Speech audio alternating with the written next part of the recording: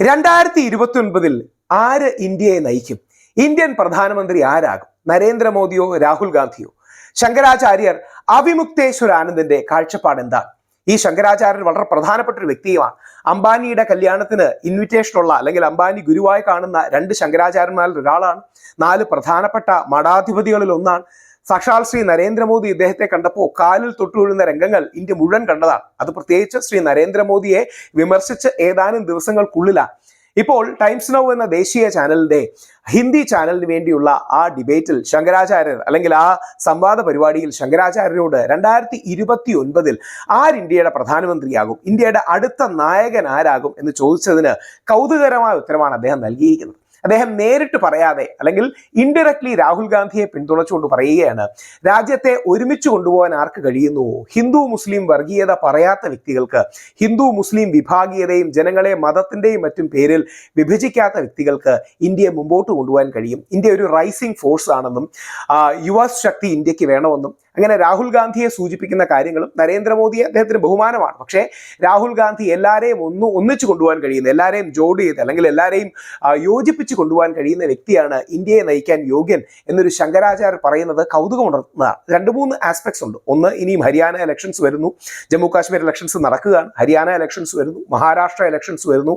അത് വലിയൊരു രീതിയിൽ മൊമെന്റം ഉണ്ടാക്കും. 2029 വരെ പോകുമോ എന്നുള്ള കാര്യത്തിൽ ഇപ്പോഴും സംശയമാണ്, തർക്കമാണ്. കാര്യം it is too early. Peak ചെയ്യുന്നത് കുറച്ച് ഏർലി ആയി പോകുന്ന കാര്യത്തിൽ സംശയമില്ല. കാര്യം നമ്മുടെ പ്രധാനപ്പെട്ട ഇലക്ഷൻ കഴിഞ്ഞേ ഉള്ളൂ. എന്നാൽ 2029 പ്രതീക്ഷകൾ ഒരു 4 വർഷം മുമ്പ് തന്നെ അല്ലെങ്കിൽ 5 വർഷം മുമ്പ് തന്നെ സെറ്റ് ആകുന്നത് അല്ലെങ്കിൽ അത്തരത്തിലുള്ള ചിന്തകൾ വരുന്നത് ഇന്ത്യയുടെ രാഷ്ട്രീയ ചരിത്രത്തിൽ ആദ്യമായിരിക്കും. അതായത് ഒരു ഇലക്ഷൻ കഴിഞ്ഞ ഉടനെ, ഈ വർഷത്തെ ഇലക്ഷൻ കഴിഞ്ഞ് നരേന്ദ്രമോദി 3-ാം തവണയും കയറി രാഹുൽ ഗാന്ധിയുടെ പെർഫോമൻസ് ഇംപ്രൂവ് ചെയ്ത് ഒരു 2 മാസത്തിനുള്ളിൽ രാഹുൽ ഗാന്ധി അടുത്ത പ്രധാനമന്ത്രിയാകും എന്ന് പല കോണുകളിൽ നിന്ന് അന്താരാഷ്ട്ര മാധ്യമങ്ങളടക്കം പറയുന്ന അവസരത്തിൽ ഹിന്ദുമതത്തിന്റെ ഏറ്റവും പ്രധാനപ്പെട്ട ആചാര്യന്മാരിൽ ഒരാളായ ശങ്കരാചാര്യരുടെ പ്രസ്താവന വളരെ പ്രാധാന്യം അർഹിക്കുന്ന, പ്രത്യേകിച്ച് കേരളത്തിൽ നിന്നാണ് ശങ്കരാചാര്യരെങ്കിലും പലപ്പോഴും നമുക്ക് ശങ്കരാചാര്യരുടെ സ്ഥാനം ആ രീതിയിൽ അറിയില്ല. നോർത്ത് ഇന്ത്യയിലൊക്കെ വലിയ സ്വാധീനമാണ് ശങ്കരാചാര്യർക്കുള്ളത്. ശങ്കരാചാര്യന്മാരാണ് ഹിന്ദുമതത്തിന്റെ ഗാർഡിയൻസ് ഓഫ് ഹിന്ദുയിസം അല്ലെങ്കിൽ ഹിന്ദു ധർമ്മ എന്ന് വിശ്വസിക്കുന്നവരാണ് ഇവിടുത്തെ ഭൂരിഭാഗം ആൾക്കാർ.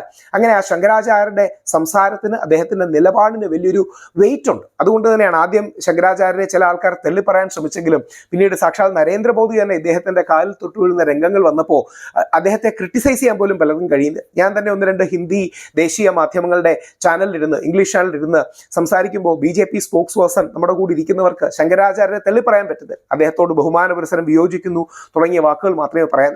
അപ്പം ശങ്കരാചാര്യർ രാഹുൽ ഗാന്ധി അടുത്ത പ്രധാനമന്ത്രിയാകുമെന്നും രാജ്യത്തെ ഒന്നിച്ചു കൊണ്ടുപോകുമെന്നും രാജ്യത്ത് വർഗീയത പാടില്ല, വിഭാഗീയത പാടില്ല, മതത്തിന്റെ പേരിൽ വിദ്വേഷം പാടില്ല, എല്ലാവരെയും ഒന്നിപ്പിക്കണമെന്നൊക്കെ പറഞ്ഞ് നേരത്തെയും രാഹുൽ ഗാന്ധിയെ സപ്പോർട്ട് ചെയ്തിട്ടുള്ള വ്യക്തിയാണ് അദ്ദേഹം. ഇപ്പോഴും രാഹുൽ ഗാന്ധിയിലേക്ക് വിരൽ ചൂണ്ടുന്നു അല്ലെങ്കിൽ ലീനിങ് ടുവേർഡ്സ് രാഹുൽ ഗാന്ധി എന്നുള്ളത് കൗതുകമുണർത്തുന്ന. പൊതുവെ ഹിന്ദു സമൂഹത്തിന്റെ വോട്ടുകൾ കോൺഗ്രസ് സമാഹരിക്കുന്നതിൽ പലപ്പോഴും പരാജയപ്പെടാറ്. മുസ്ലിം സമൂഹത്തിന്റെ വോട്ടാണ് എൻ മാസേ കിട്ടാറുള്ളത്.